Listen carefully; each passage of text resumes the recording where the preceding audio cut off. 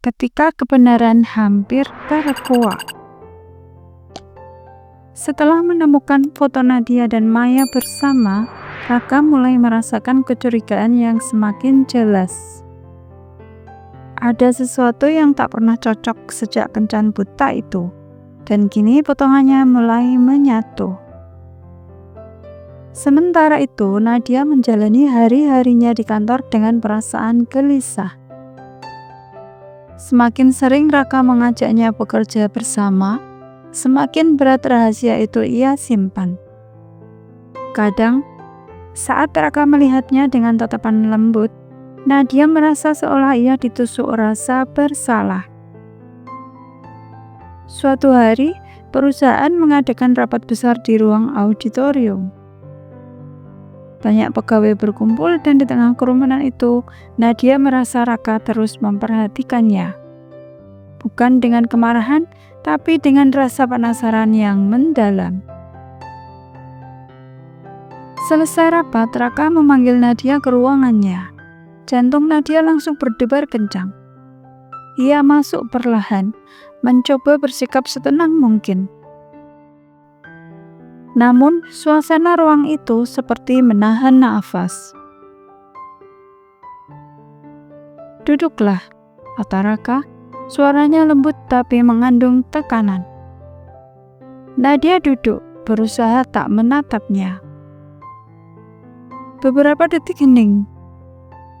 Lalu, Raka meletakkan sebuah foto di meja. Foto itu, foto dirinya bersama Maya.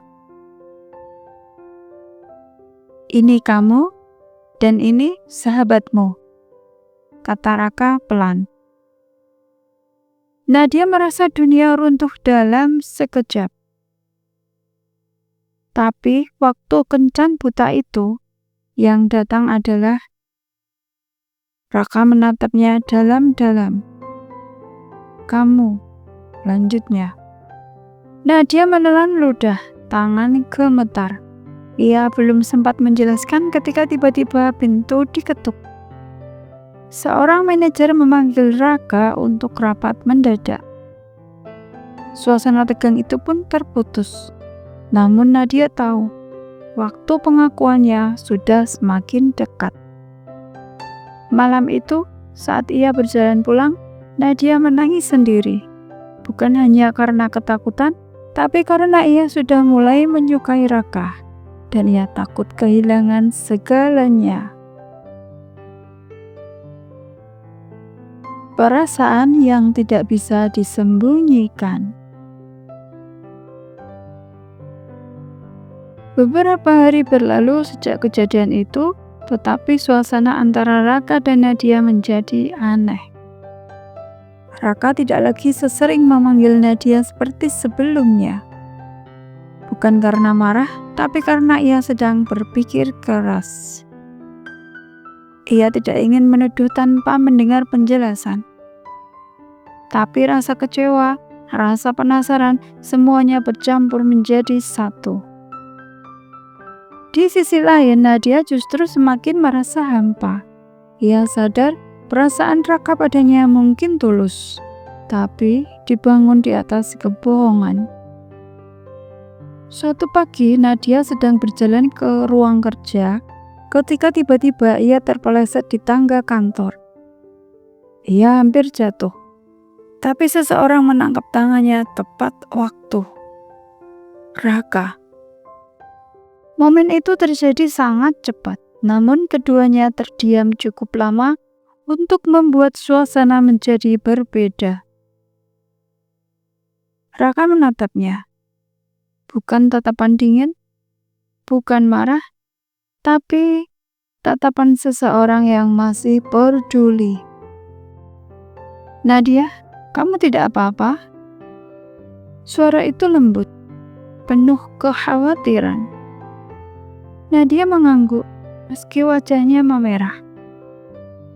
"Maaf, saya jadi merepotkan." Raka menghela nafas, melepas tangannya perlahan. "Kamu tidak merepotkan, kamu tidak pernah merepotkan." Kata-kata itu menancap tepat di dada Nadia. Siang harinya, Raka mengajak Nadia bicara di taman belakang kantor, tempat yang jarang digunakan orang. Suasana tenang, angin berhembus ringan. Nadia, ujar Raka, menatap jauh ke depan. Aku tidak tahu apa yang sebenarnya kamu sembunyikan. Dan aku tidak akan memaksa kamu untuk bicara.